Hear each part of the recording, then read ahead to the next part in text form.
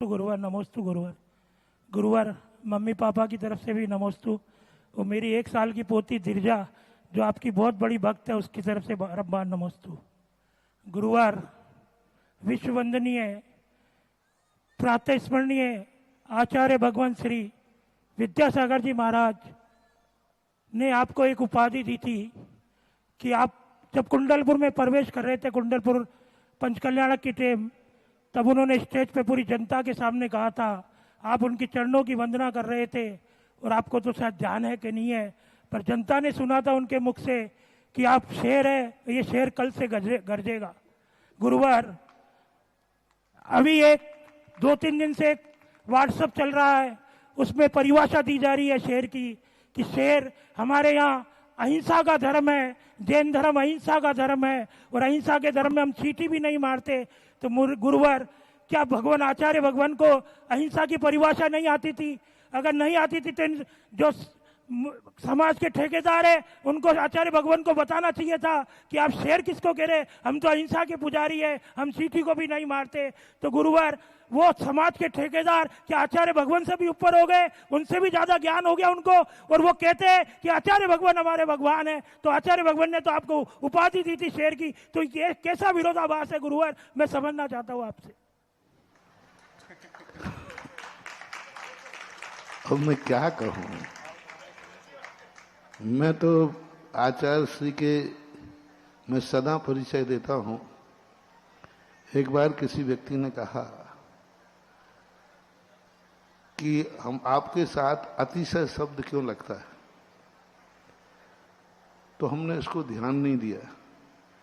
लेकिन जब एक मुनिराज ने मेरे नाम लेकर अतिशयकारी बोला तो फिर मैंने कहा अब तो कोई दम है, क्योंकि एक मुनि महाराज बोल रहे हैं।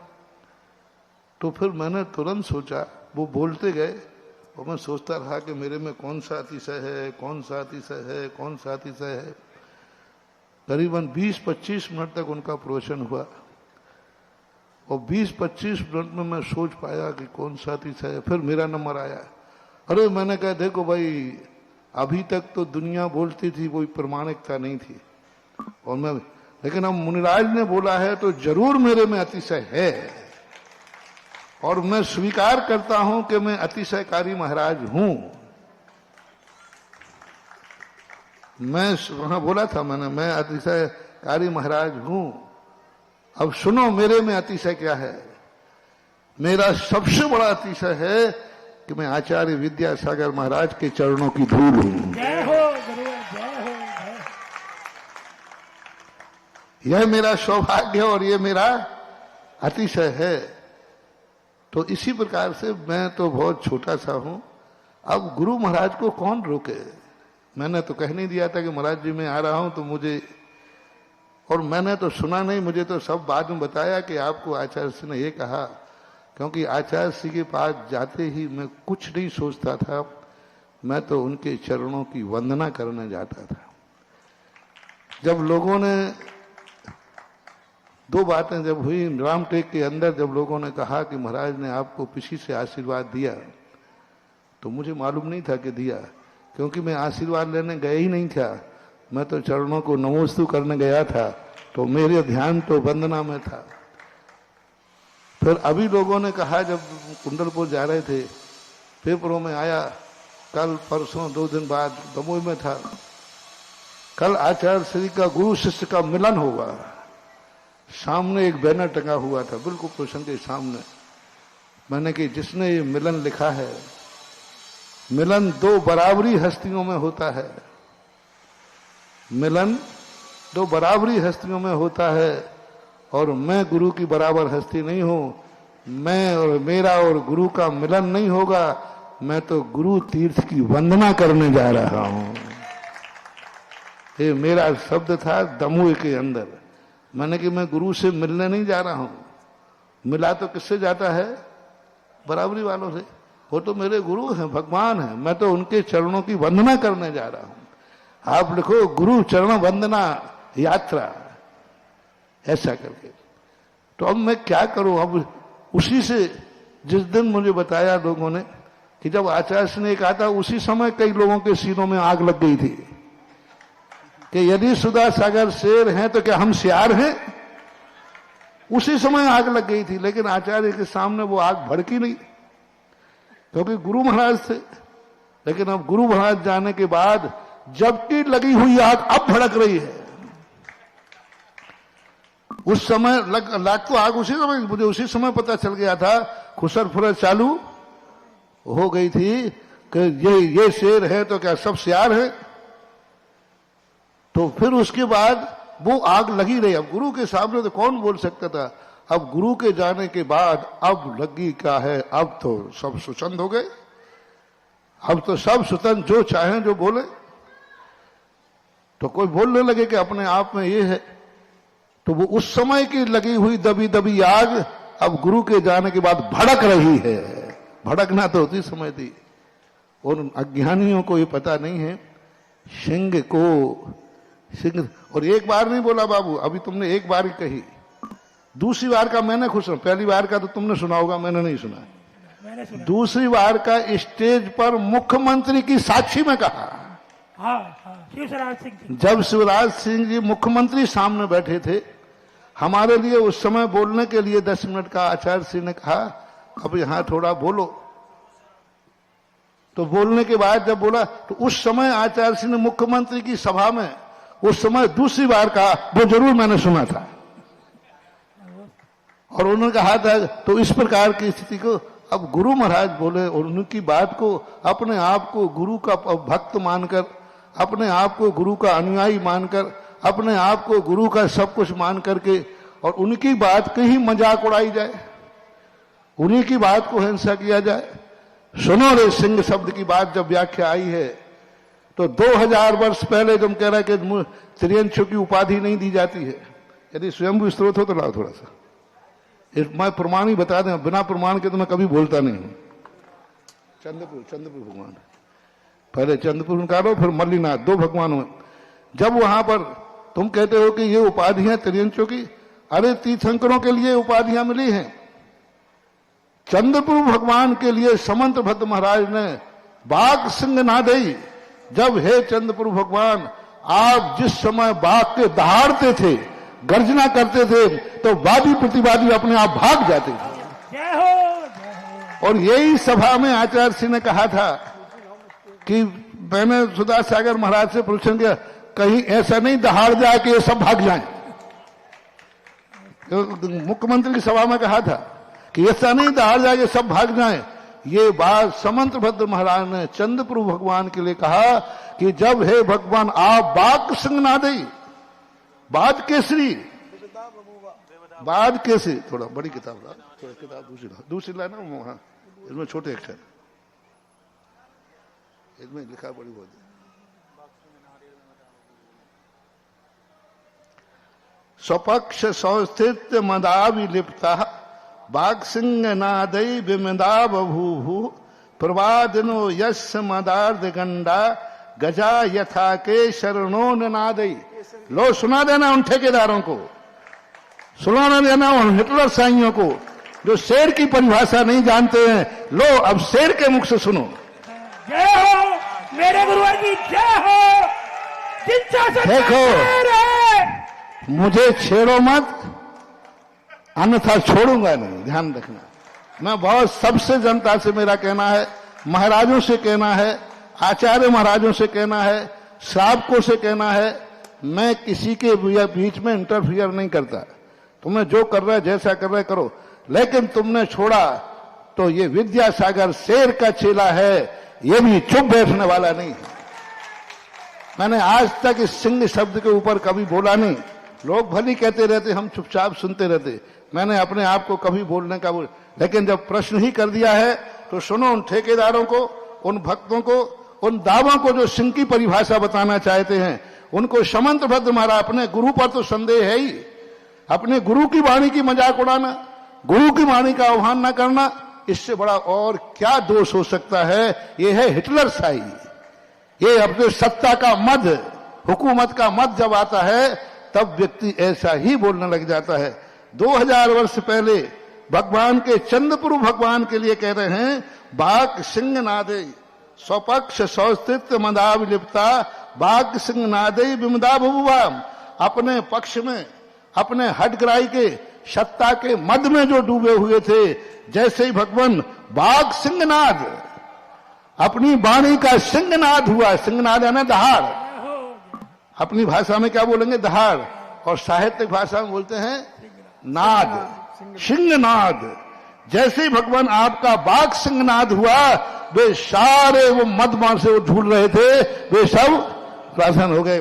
कैसे फिर दूसरी बार दिया, केशरनो गजा ये था बाघ सिंहनाद प्रवादनो यश मदार्थ गंडा गजाए था केशरनो नादई। ऐसे भाग गए जैसे केसरी की दहाड़ से सारे के सारे बड़े बड़े मदोन्मस्त हाथी भाग जाते हैं, भाग जाते हैं। ये समंतभद्र महाराज का।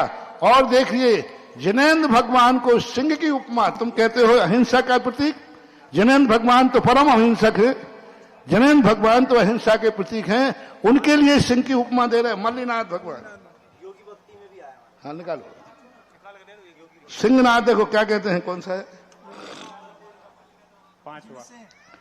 यश्च शुक्लम परम तपोग्न ध्यान मनंतम दुरित मदाक्षित तम जिन सिंहम कृत करणीयम मल्ल मशल्यम शरणम अमित।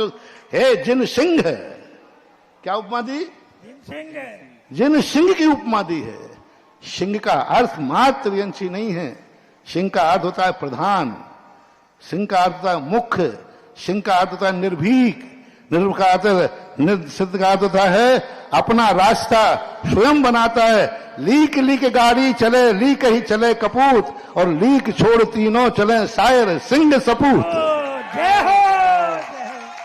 लीक लीक गाड़ी चले लीक ही चले कपूत, और लीक छोड़ तीनों चले शायर सिंह सपूत। सिंह जो है जहां से निकल जाता है वही रास्ता बन जाता है, जहां ठहर जाता है वही मंजिल बन जाती है। यह है सिंह का अर्थ।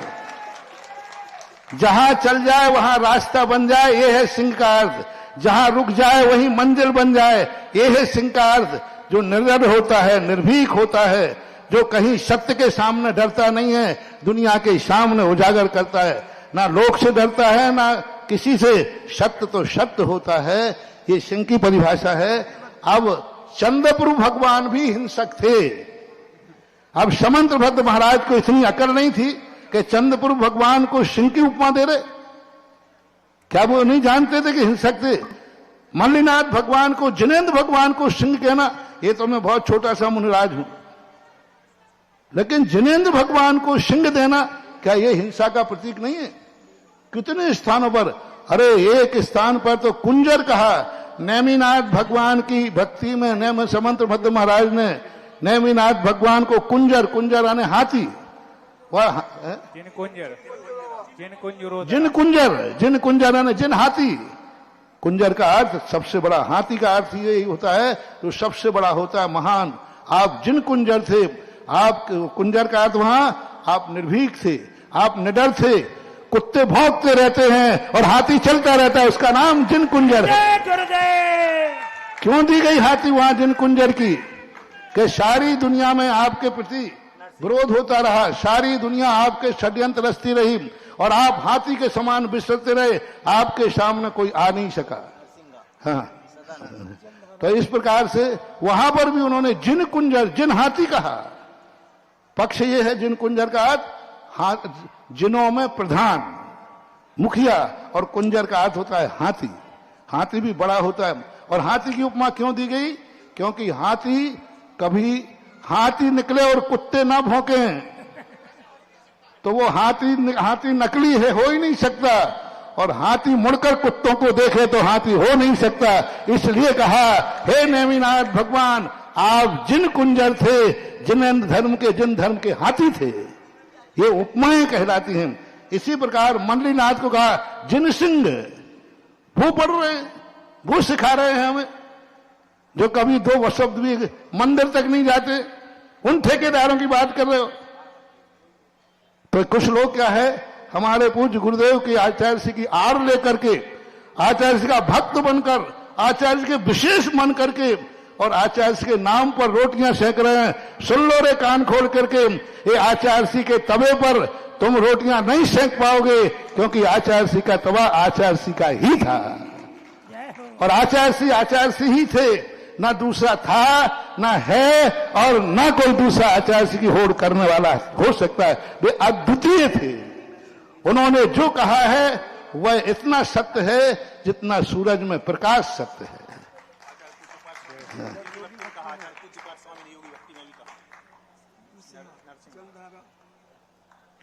अब देखिए, मुनियों के लिए हिंदी में भी लिखा है, मुनियों के लिए और आचार्य से भी ले रहा हूं, मुनियों के लिए भी नरसिंह की कैसी उपाधि दी है। जलधारा सरितारिता न चलंती सदा चरितता सदा नरसिंहा।